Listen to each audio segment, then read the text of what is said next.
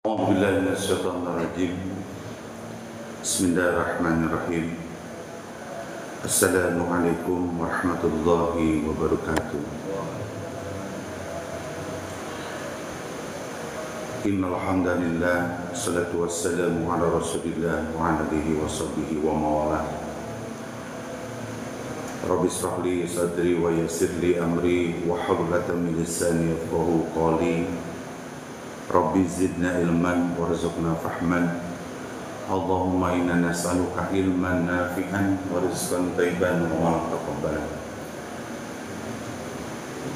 La ilaha illallah wahdahu la syarika lah. Lahul mulku wa lahul hamdu yuhyi wa yumiitu wa huwa ala kulli syai'in qadir. Raditu billahi rabba wa bil islami dina wa bi Muhammadin sallallahu alaihi wasallam nabiyya wa rasulah. Subhanallah wa bihamdihi astaghfirullah wa atubu ilaih. Alhamdulillah, segala puji hanya milik Allah. Kita bersyukur pada pagi hari ini di waktu yang dimuliakan oleh Allah SWT. Kita diberikan nikmat terbesar bisa hadir dalam melaksanakan ibadah pagi yang disebut salat subuh, dan kita bisa berjamaah. Lalu dilanjut dengan zikir pagi dengan cara kita mendengarkan. Zikirnya itu mendengarkan apa yang disampaikan oleh Allah dan Rasulnya. Lalu setelah itu ada yang melaksanakan salat suruh 2 rakaat. Maka Allah menyampaikan melewat Rasulullahnya tamatan hajjal umrah. Jadi ada pahala haji dan umroh sebetulnya setiap pagi. Cuma kitanya suka ini ya, tidak mencari peluang. Padahal itu luar biasa. Masih ada tapi jamaah yang setiap pagi melaksanakan ibadah itu. Kalau pakai sholat suruh itu seperti orang pahalanya haji dan umroh. Makanya minimal seminggu sekali kita haji dan umrohnya. Sholat suruh 2 rakaat atau sholat awal waktu di waktu duha. Maka kata Rasulullah kita mendapatkan pahala. Makanya alhamdulillah ini bersyukur nikmat terbesar yang Allah sampaikan kepada kita semua. Kita bisa hadir di pagi hari. Mudah-mudahan hadirnya kita ini adalah menjadi bagian meningkatkan kualitas iman dan takwa kita kepada Allah Subhanahu wa taala. Amin ya rabbal alamin.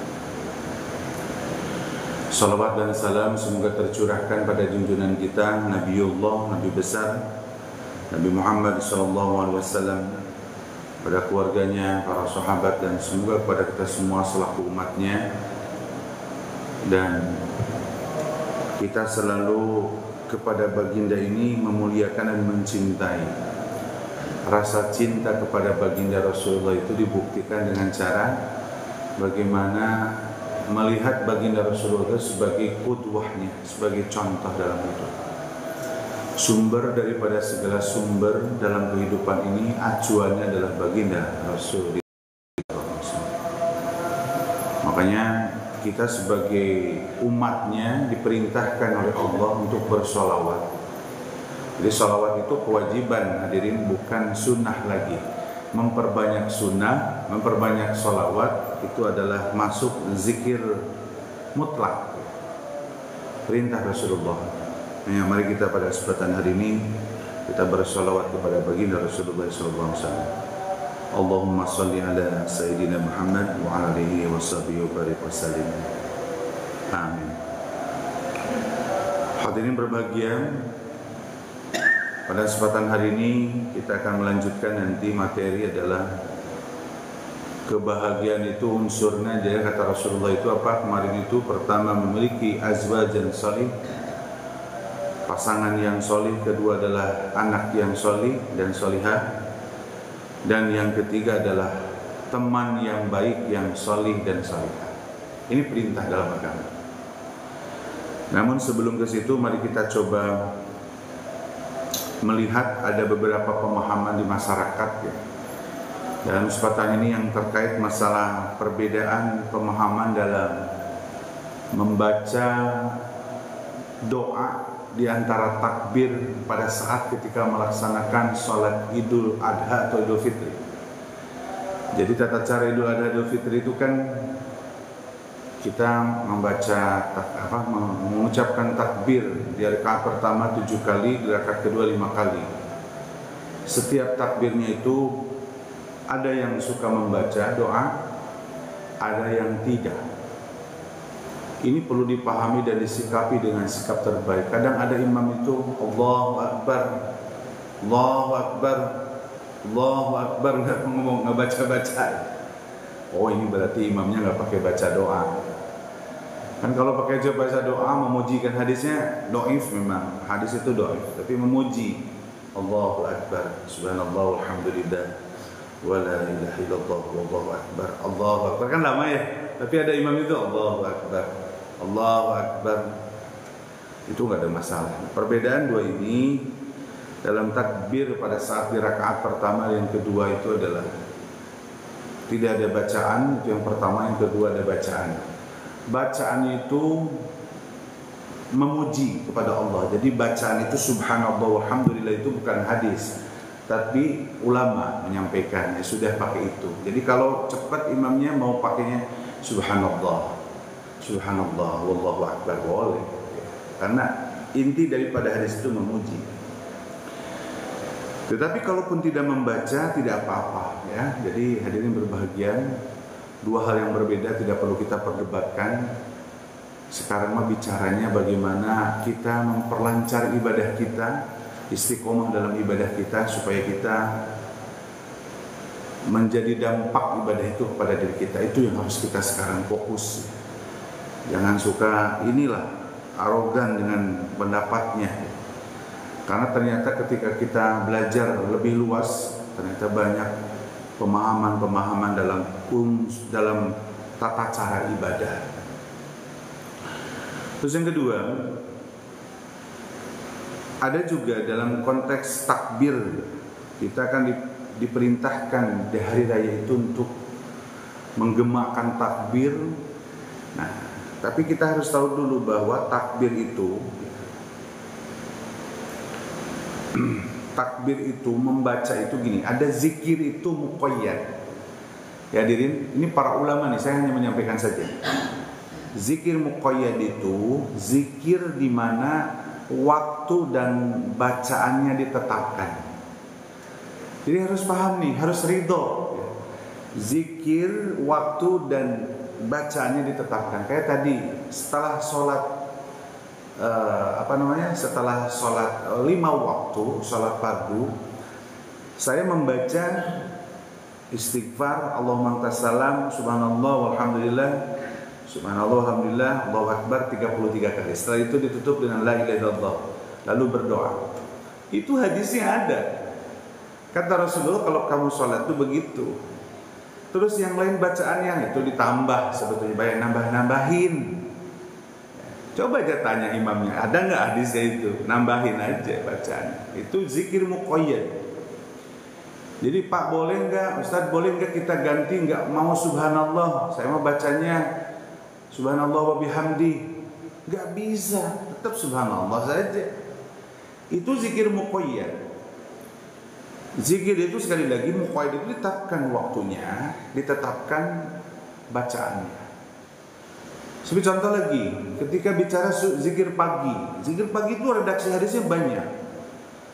Ketika kata Rasulullah membaca Qul huwallahu 3 kali, Al-Falaq 3 kali, An-Nas 3 kali, baca ayat kursi 1 kali. Saya mau baca surat Al-Kautsar, enggak bisa. Karena Rasulullah sudah menetapkan zikir pagi itu baca itu. Kita harus patuh dan taat, katanya cinta kepada baginda Rasul, makanya kita harus cinta. Nah, termasuk hadirin berbahagia, jangan kaget pada saat ketika ada orang yang takbir bergema pada saat di masjid siarnya Allah, boleh dikeraskan zikirnya. Itu sepakat, tidak ada yang tidak sepakat. Jadi kalau gema takbir itu tidak ada perbedaan harus sir, pelan-pelan, tidak boleh disiarkan. Cuma yang bedanya takbirnya. Jadi kalau gini takbirnya Allahu akbar, Allahu akbar, Allahu akbar 3 kali kan? Tapi ada juga redaksi hadisnya Rasulullah SAW 2 kali takbirnya. Makanya jangan kaget kalau dengar di masjid itu Allahu Akbar, Allahu Akbar, La ilaha. Takbirnya 2 kali. Coba aja ke masjid di kota ya, yang dekat-dekat masjid, ada yang 2 kali, ada yang 3 kali. Dan ini jangan diperdebatkan. Wih 3 kali, 2 kali. Bahkan di dalam qomat pun ada yang qomat itu kan begini. Allahu Akbar, asyhadu an la. Tapi ada yang 1 kali. Allahu Akbar, asyhadu an la ilaha illallah. Semua itu adalah ada dasar hukumnya semuanya hadirin berbahagia. Terus kita mau pada masuk pada orang yang saling dengki, menyalahkan, alhamdulillah hindari. Udah nggak bosen yang gitu mah, jadi itu mah hatinya masih kotor. Sesama muslim kita saling menyalahkan, padahal teknik ibadah. Nah, saya pernah menyampaikan hadis Rasulullah SAW, penting sekarang mah fokusnya bagaimana ibadah itu berdampak pada diri kita. Sholatnya menjadi tawadu, sholatnya terjaga lisan, sholatnya menjadi dermawan, sholatnya senyumnya, sholatnya kata-katanya indah. Itu yang fokus sekarang, memperbaiki diri. You mau ribut masalah urusan sholat. Alhamdulillah min dzalik. Itu yang pada kesempatan hari ini. Jadi sekali lagi dalam hal ini perbedaan itu nggak perlu diinikan. Berikutnya, pada saat ditakbir, pada saat di dalam hari raya itu, ada yang suka memakai Bilal, ada yang suka tidak. Nah ini jangan dipermasalahkan. Bilal itu terjadi adalah penambahan sebetulnya untuk memfokuskan dalam sebuah acara. Makanya dibuatlah sebuah budaya yang ulama menyampaikan boleh ditambah. Makanya sebetulnya dalam hadisnya itu dalam konteks dalam Idul Adha itu Rasulullah mencantumkan dalam hadis itu ucapkanlah redaksi yang itu. Jadi kalau tadi sholat ma'istau itadilu fa'inna taswasuku binta man sholat tasawusuku pakum. Nah kalau pada saat hari raya itu ucapan yang dicontohkan oleh Rasulullah itu adalah ya Allah lupa lagi ya. Bahasanya yang suka diucapkan oleh imam juga, itu nggak apa-apa. Tapi kalau ada yang innallaha malaikatahu yushollu atau salat, sunatan tarawih, sunatan Idul Fitri dan seterusnya, itu memfokuskan aja. Tambahan nggak ada. Dulu zaman Rasulullah begitu. Coba cari aja. Dulu zamannya Rasulullah, para sahabat ketika Rasulullah mau menaik mimbar, ada itunya. Nah kita harus sportif dong dalam memahami konteks ibadah itu. Lalu kenapa ada tambahan? Nah ini yang harus perlu sikapi dengan sikap terbaik. Tapi yang penting jangan gitu. Ada aja nggak ada Bilal, sekali ngomong aja yang suka Bilal itu ya. Pernah terjadi di BKP.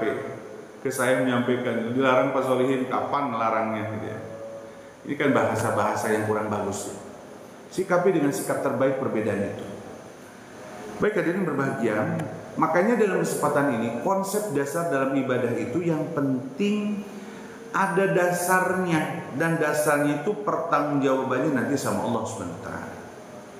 Kita mah biasa nurut sih sama orang ya. Padahal nurutnya itu dalam Al-Quran itu harus mutaba'ah. Mutaba'ah itu tahu ilmunya. Masa nurut wae? Belum tentu nurut kepada manusia yang disebut ulama itu. Bisa saja ulama itu menyampaikan sesuatu yang tidak baik. Walaupun ulama di dalam Al-Quran itu mereka adalah orang-orang yang takut kepada Allah. Dalam Al-Quran itu apa?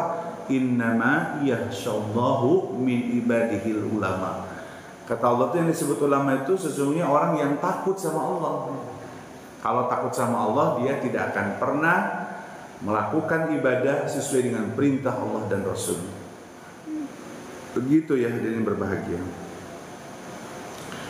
Nah dalam kesempatan hari ini ya, ada juga yang ketiga nih perlu disampaikan di dalam masalah Idul Adha dan Idul Fitri yang di masyarakat ya. Ini juga yang perlu dipahami. Rasulullah SAW dari Abu Umammah radhiyallahu anhu bersabda begini, Man qoma lailatanil idaini, barang siapa yang mendirikan di malam Idul Adha atau Idul Fitri ini. Jadi hadisnya ada sebetulnya, barang siapa yang di malamnya tanggal 1 Syawal, malamnya tanggal 10 Zulhijjah itu, kata Rasulullah SAW, lillah, karena Allah muhtasiban, la yamut qalbuhu yauma tamutul qulub. Barang siapa yang menghidupkan, menegakkan sholat di malamnya, ada bergema takbir, kalau di BKP dibatasi sampai jam 10 atau jam 9, jam 10 karena memang orangnya ya sampai jam segitu. Tapi kata Rasulullah SAW bahwa apabila seseorang menegakkan di sholat, menegakkan di malam tanggal 1 Idul Fitri, malam Idul Fitri dan malam Idul Adha, makanya di kampung mah ya, kalau malam Idul Fitri dan Idul Adha itu rame betul ya Baji di kampung mah, leputna, kupatna, ya. Makanan itu datang dari masyarakat untuk ke masjid, dan di masjidnya budayanya zikir. Ya, ngobrol boleh tapi ngobrolnya kebaikan, jangan ngobrol yang tidak baik. Nah itu budaya yang sebetulnya kata Rasulullah boleh menegakkan, jadi menghidupkan. Jadi nggak ada malam takbir ya, itu adalah tidak ada dasarnya, ada dasarnya. Makanya di budaya di BKP ini ya belum ya, sampai masyarakat berbondong-bondong datang sini ngasih makanan ya. Karena kalau setiap kakak atau RT ngasih makanan sini melimpah ruah ya, takbirnya sambil di sini di masjid beritikaf niatnya pada malam itu. Kata Rasulullah, siapa yang menghidupkan malam pada saat itu Idul Fitri dan Idul Adha karena lillah, mengharapkan pahala Allah, jadi lain datang ke masjid karena banyak makanan, bukan ya, karena tujuannya lillah, itu mah efeknya aja, memuliakan orang yang di masjid sebetulnya. Seperti hari ini ada sarapan pagi, memuliakan yang hadir aja sebetulnya, yang mau sarapan silakan. Tidak sedikit, kecuali kalau jamaahnya banyak kita bisa sarapannya banyak ya. Nah kata Rasulullah, karena mengharapkan pahala dari Allah, kata Rasulullah di sini, hatinya itu qalbuhu yaumat tamutul qulub. Jadi menghidup, hatinya kan tidak mati, hatinya lembut. Kalau orang sudah hatinya lembut, tidak mati, apalagi dalam bahasa Al-Quran itu fatubi'a ala qulubihim, ditutup hatinya, tertutup oleh dosa. Nah salah satu yang bisa membersihkan hati ini supaya tidak mati, menghidupkan di malam Idul Adha nanti. Jadi malam Idul Adha itu insya Allah malam Jumat ya, kebetulan ya, besok itu rencananya antara pemerintah dan biasanya organisasi yang berbeda Muhammadiyah itu akan sama.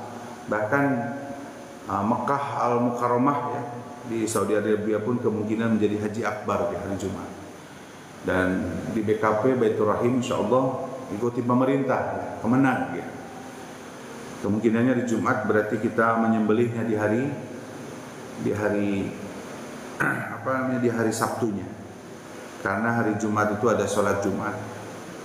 Sedangkan walaupun di hari Jumat itu hadirin berbahagia, boleh kita tidak melaksanakan sholat Jumat ketika melaksanakan hari raya Idul Fitri dan Idul Adha itu, kalau tepat hari Jumat boleh tidak sholat Jumat karena sudah melaksanakan sholat di Idul Fitrinya.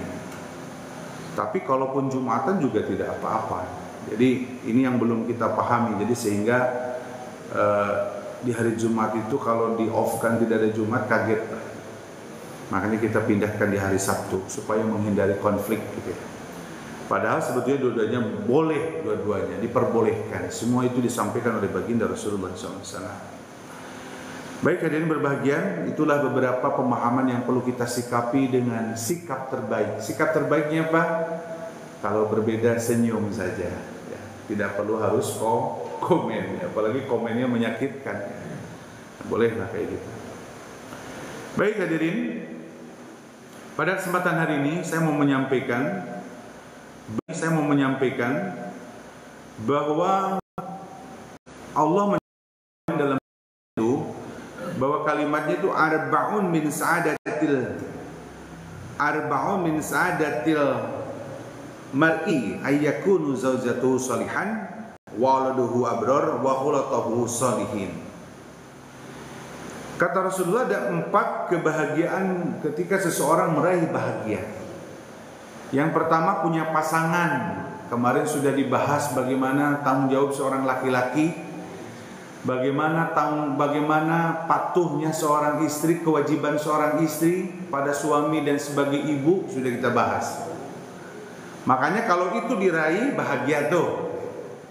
Yang kedua, bagaimana mencetak generasi pilihan Allah, anak yang menjadi solih dan solihah.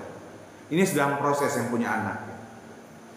Kalau bahagia ketika anaknya solih, benerlah. Kalau anaknya bandel mah pasti nggak bahagia orang tua itu.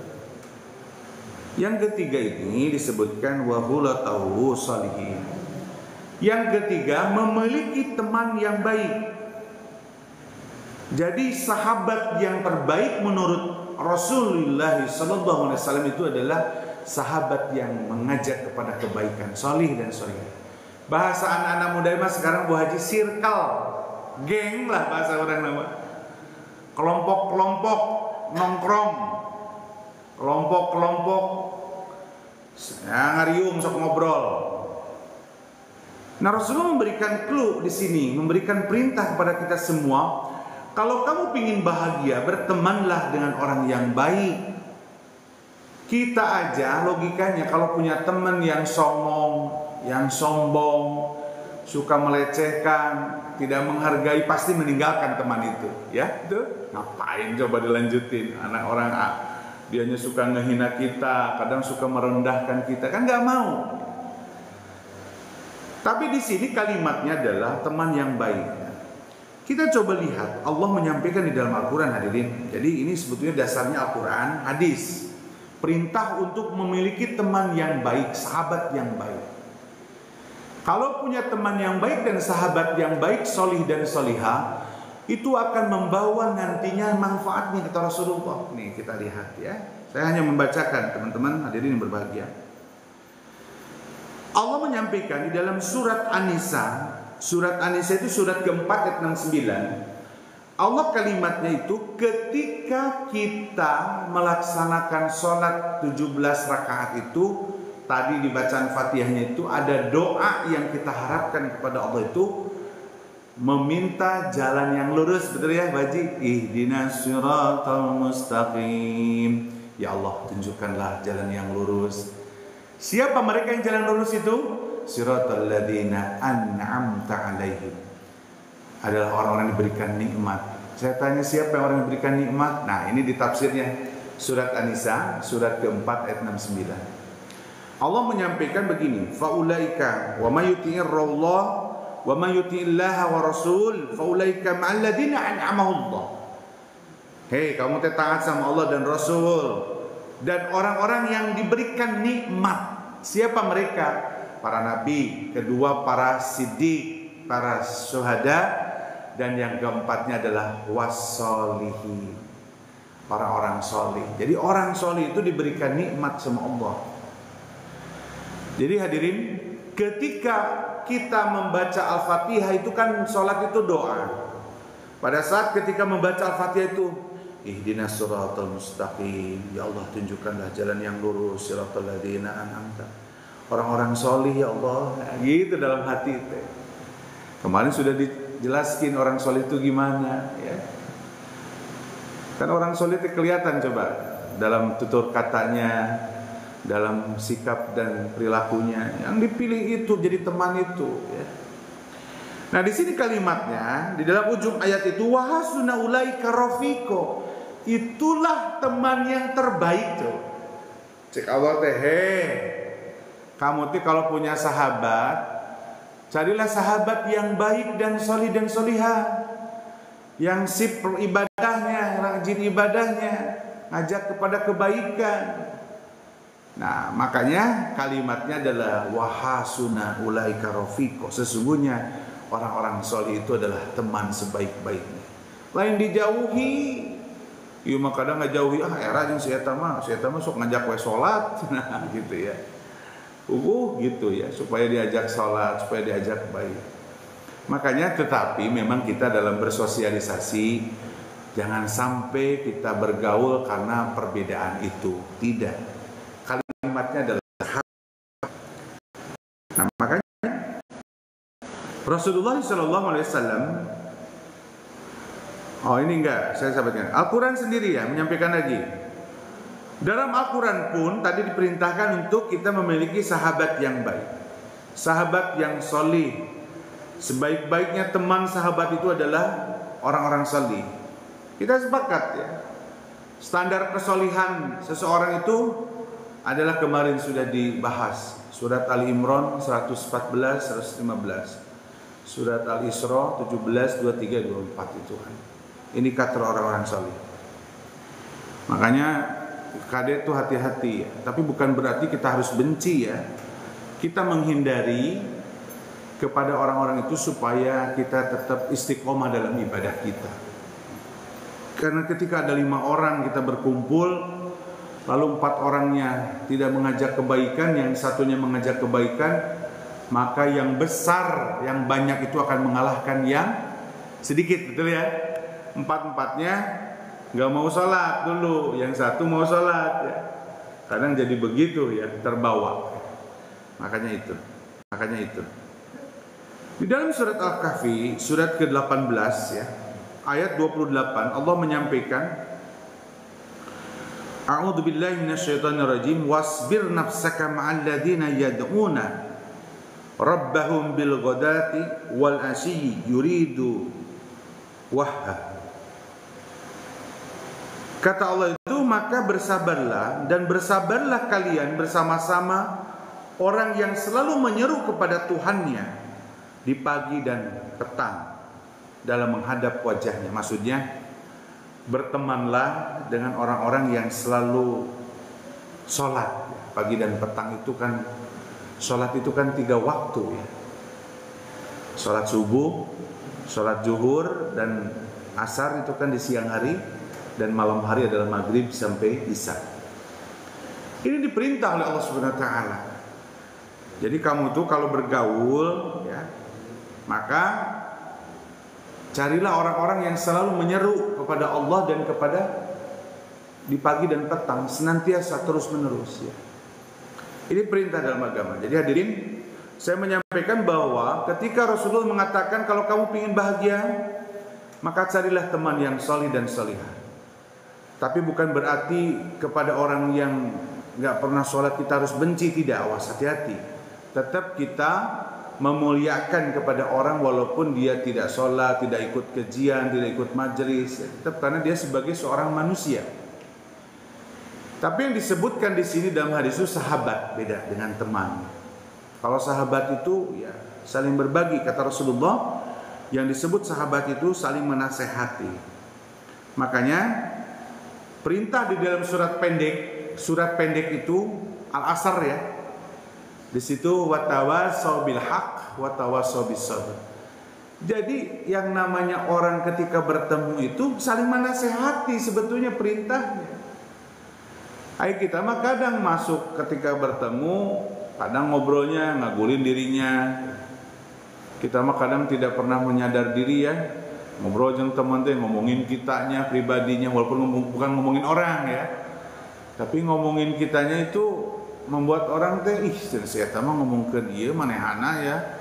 Ketika dianya nggak punya anak ngomongin anak gitu ya. Ketika dianya tidak terlalu mampu ngomongin harta, itu kan nggak bagus ya ngobrolnya. Makanya perintahnya ketika bertemu itu watawasau bil haq watawasau bis sabr. Kamu tuh kalau bertemu saling nasihat. Makanya bagus tuh kalau lagi kumpul ngobrolinnya masalah agama. Saya kalau ke belakang di Joglo, Pak gangnya Pak Andi itu kalau datang ke situ ya ngobrol agama. Duduk situ sambil ngobrol tanyain. Pak Dadang nanya, Pak Andi nanya, Pak Asep, Pak Agus nanya. Karena apa? Karena kita ketika duduk supaya bermanfaat. Jangan ngadibrul, banyak teh ngadibrul. Ngadibrul teh bahasa Sunda, no ngadibrul teh. Banyak yang ngomong, yang ngoceh ke mana. Tidak bermanfaat nanti. Nah makanya itulah perintah dalam Al-Quran dan Al-Hadis ya. Bahkan di dalam dalam hadis riwayat Abu Musa radhiyallahu an, Nabi sallallahu alaihi wasallam bersabda, begini katanya. Masalul jalis sholih. Permisalan kita duduk berteman dengan orang solih itu seperti kamasali sahibil miski wakil. Wakil al-Hadad. Ini saya matanya kurang ini ya, maaf ya kalau baca. Kalau sebelum ini kacamatanya. Jadi kalau permisalan kita berteman dengan orang baik, kata Rasulullah SAW itu, permisalannya kepada orang soleh dan orang jelek itu seperti kalau orang soleh bagaikan berteman dengan pemilik minyak wangi, kata Rasul. Itu hadis. Suka kita istilah kalau berteman dengan orang baik itu seperti kita dengan penjual minyak wangi. Artinya jadi harum ke bawah. Apalagi kalau berbagi ya, si minyak harumnya tambah wangi saja. Tapi kalau kita berteman dengan orang yang tidak baik, selalu mengajak kepada kemaksiatan, jadi minimalnya adapun berteman itu seperti kamu itu pemilik itu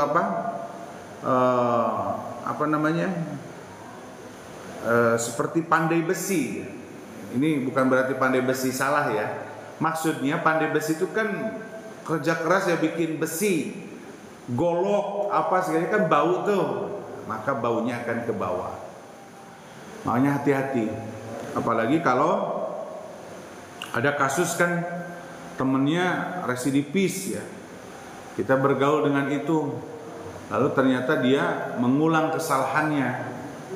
Akhirnya dia ditangkap karena residivis oleh polisi, temannya juga didapat dipangkat karena kepengaruhan oleh teman. Makanya Rasulullah SAW berteman dengan orang soleh itu seperti kita berteman dengan penjual minyak wangi.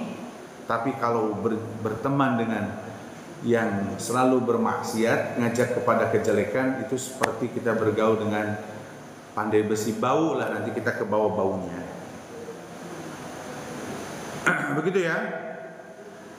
Oleh karena itu, baginda Rasulullah SAW dalam hadis riwayat Abu Daud juga, dalam At-Tirmizi, ada Imam Ahmad, dari Abu Hurairah radhiyallahu anhu, Rasulullah bersabda begini, Al-mar'u ala dini halili. Seseorang ketika mencocoki kebiasaan teman karibnya. Jadi ketika seseorang melihat temannya yang dekatnya, oleh karena itu Allah Rasulullah menyatakan fal yanzur hadukum min yukhali. Maka perhatikanlah menjadi teman karib itu. Jadi teman karib itu harus dilihat. Kata Rasulullah, lihat tuh teman karib itu yang baik ya. Saya banyak teman-teman yang hafal Quran karena sengaja pingin dekat. Kalau dekat dengan orang penghafal Quran jadi malu. Akhirnya kita menghafal walaupun hanya 4 ayat, 2 ayat, 3 ayat kita menghafal. Karena kita harus dengan punya sahabat itu teman karib. Banyak teman-teman saya itu, seperti saya punya teman sahabat ya, dia itu menghafal Quran walaupun sudah usia 48 tahun. Bahkan dia ziyadah ya, syahadahnya, sertifikatnya selalu dilihatkan. Dan dia juga luar biasa dalam menghafal. Ya kalau ngobrol itu, kita kalau ngobrol ya ngobrol kebaikan. Kalau nggak saling menasehati ya kebaikan. Dan ini perintah dalam hadis Rasulullah SAW, bersahabat dan bergaul itu harus kita menjadi ukuran. Makanya Imam Al-Ghazali dalam kitabnya rahimahullah mengatakan, bersahabat dan bergaul dengan orang-orang yang pelit aja ya akan mengakibatkan itu pelitnya nular. Ya, kalau kita nih berteman dengan orang yang tidak dermawan ya, bukan jadi keenakan kita itu. Kita juga harus bisa mencontoh yang dermawannya. Cuma bedanya mungkin kemampuan dalam berbaginya. Tapi kalau kita berteman dengan orang yang pelit, maka penyakit pelitnya akan nular, kata Imam Ghazali. Benar ya? Terjadi ya di masyarakat. Sok, punya teman sahabat yang pelit, kitanya juga pelit. Jadi kalau orang yang berehan itu, dulunya kita jangan keenakan, pinginnya dikasih aja. Kita juga kadang berbagi. Kalau tidak bisa berbagi dengan dana, ya kita dengan kekuatan kita. Fal yatasaddaqu bi quwwatihi, kata Rasulullah. Berarti bersedekah itu dengan kekuatan. Ya. Ini hati-hati hadirin berbahagia. Jadi artinya bahwa sampai mengatakan begini, as-sahibu sahibun. Yang namanya sahabat itu saling menarik kebaikan. Ya. Jadi kalau ngobrol itu ya narik kebaikan. Kadang kita suka gitu ngomongnya ya. Ngomong jeung si eta mah kena urangna karagoknya. Suka gitu ya.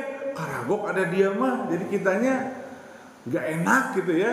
Padahal enggak boleh kayak gini. Tapi dalam agama itu memang diperintahkan dari Allah Subhanahu wa taala supaya kita menerima di sini.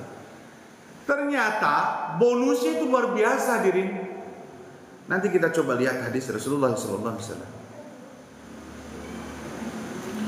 Makanya ada kalimat begini, yadunnu bil mir'i ma yadunnu biqarini. Seseorang itu bisa dinilai dari orang ketika menjadi teman dekatnya. Jadi kalau kita bisa menilai seseorang itu bisa melihat teman dekatnya. Kan kadang kalimat suka begitu ya. Si eta mah ada gaulnya dengan kelompok eta gengna, karena itu geng eta mah. Suka gitu ya Pak Haji?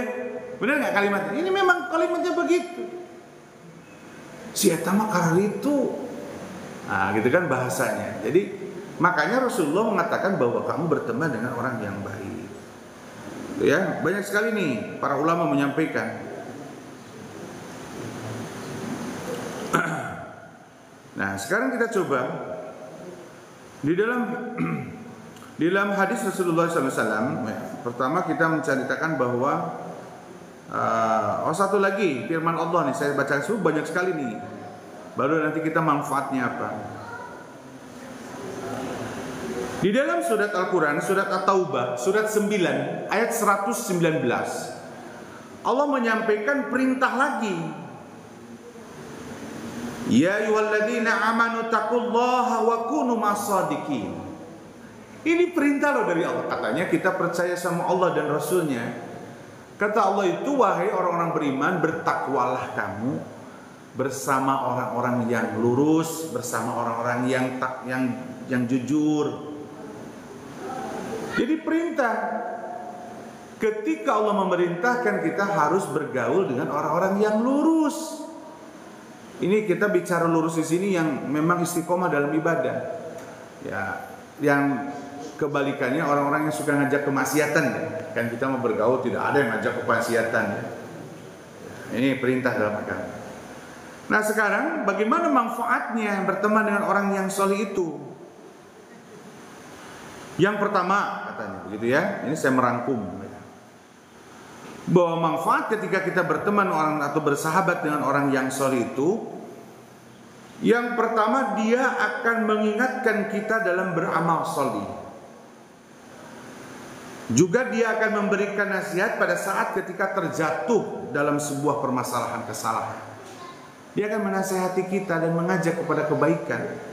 Itu manfaatnya. Banyak sekali di sini perkataan para ulama bahwa bagaimana ketika kita itu diperintahkan dan manfaatnya pada saat ketika kita punya sahabat yang baik. Dalam sebuah hadis dari Abu Juhaifah Wahab bin Abdullah berkata Nabi Muhammad SAW pernah mempersatukan antara Salman dan Abu Darda. Tak kala Salman bertandang berziarah ke rumah Abu Darda itu, yang melihat istrinya dalam keadaan mengenakan pakaian. Jadi gini, ada sahabat ya, berdua ceritanya gitulah bahasa kita. Pas berkunjung ningali istrinya teh kulehe. Siapa namanya? Tak kala Salman itu, si Abu Darda teh kulehe pisan pamajikanna teh mereka tingali. Ditanyalah istrinya, wahai kenapa kamu kok gini? Abu Darda mah tara usaha nganggur gitulah bahasanya. Maka diperintah Salman menasehatinya bahwa Allah dan Rasulnya memerintahkan kewajiban untuk mencari nafkah. Maka Rasulullah ketika itu langsung berdua itu menghadap Rasulullah membolehkan. Ini panjang sekali ceritanya. Jadi artinya bahwa sahabat itu bisa kita saling menasehati, ya. Makanya ketika kita memiliki teman yang baik itu, salah satunya manfaatnya adalah kita bisa dinasehati, kita bisa diajak kebaikan. Ketika kita jatuh ada yang nasihati, yang memberikan motivasi, ya. Yang kedua, ini nih hebatnya yang kedua ini nih, bahwa ketika kita punya teman yang baik, sahabat yang baik itu, Dia akan mendoakan kita. Coba, indikatornya gampang aja. Kalau kita punya teman pada saat kita sedang di perjalanan, contoh, kalau bahasa kita, bro, kamu di mana sekarang bro? Gitu ya. Kamu di mana? Gitu temannya. Oh, saya lagi jalan nih. Saya lagi di jalan di Bandung. Kalau punya teman yang baik, dia pasti ngomong, saya doakan selamat ya dalam tujuannya, atau bahasa-bahasa di WA, fi amalia. Semoga Allah memberikan perlindungan pada saat perjalanan. Coba lihat di WA-nya saja. Semoga ya sehat selalu, semoga di perjalanannya baik, semoga sampai lagi Bogor. Itu sudah menandakan kita punya teman yang baik itu. Karena salah satu teman itu, nih yang kedua itu pasti mendoakan. Ya kalau doa-doa dibaca mah umum hadirin. Ya, seperti tadi wal jami'il muslimina wal muslimat wal mu'minin, itu mah dah umum atuh. Ya Allah ampuni dosa hamba, dosa seluruh mukmin. Pernah gak kita mendoakan teman sahabat kita? Pernah gak? Coba tanya diri. Kalau pernah berarti top, berarti kita sudah mendoakan teman sahabat kita yang biasa kita berbagi. Karena salah satu daripada ciri daripada doa terbaik teman itu adalah mendoakan. Jangan doa umum lah. Kalau doa umum itu bahasa Arab ya. Tapi dengan kalimat kita, bahasa kita doanya. Ya Allah, kasihan si fulan sahabat saya, berilah kemudahan ya Allah. Saya lihat dia itu lagi begini ya Allah, doakan ya Allah, berikan ya Allah kemudahan. Pernah nggak kita berdoa begitu? Apalagi kalau lagi sakit ya. Nah, kita mendengar sahabat kita sakit. Makanya dia akan mendoakan kita. Sedangkan doa itu adalah luar biasa. Ciri daripada keterikatan kita bersahabat itu adalah saling mendoakan. Makanya para ulama kalau ada yang sakit itu ya banyaklah para muridnya yang memposting dan meminta untuk didoakan. Karena kita khidmat kepada guru kita. Kalau itu kan guru ya, beda dengan sahabat, teman ngobrol, teman ini dan seterusnya, saling mendoakan. Ini hadisnya Rasulullah SAW itu dalam ini sudah menyampaikan bahwa ini dari Nabi SAW bersabda begini katanya itu ya. Sesungguhnya doa seorang muslim kepada saudaranya di saat saudaranya tidak mengetahuinya nih. Kalimatnya begini. Da'watul mar'il muslimin li akhihi. Ketika seseorang berdoa seorang muslim kepada saudaranya saat saudaranya tidak mengetahui, kalimatnya mustajabatun. Maka itu doa mustajab. Hadirin. Jadi kalau dengan si A-nya lagi sakit, lalu kita doain ya Allah, si A ini lagi sakit ya Allah, sembuhkanlah ya Allah. Itu doanya mustajab tuh. Ini Rasulullah yang menyampaikan, bukan saya. Makanya carilah teman-teman yang baik. Tapi bukan berarti kita memisahkan bersahabat. Awas ya, hati-hati nih. Memisahkan berbeda. Kita tetap harus bergaul, bersosialisasi. Kita menjadi masyarakat yang bersosialisasi. Siapapun harus kita memuliakan. Karena perintahnya lagi beda. Pemerintahnya kalau di BKP RW 10 itu perintahnya itu luar biasa. Apa perintahnya? Falyukrim jarohu. Muliakanlah tetangga-tetanggamu. Jadi jangan tetangga mau muslim, non muslim harus saling memuliakan. Karena RW 10 itu tetangga dekatnya RT 1 Pak Iwan. Tetangga jauhnya RT 2, 3, 4, 5. Itu dimuliakan, harus perintahnya memuliakan. Ini kalimatnya adalah ketika doa antara teman. Saya yakin lah Pak Supri pun punya sahabat yang biasa ngobrol, enak segala. Pokoknya nyaman aja lah gitu.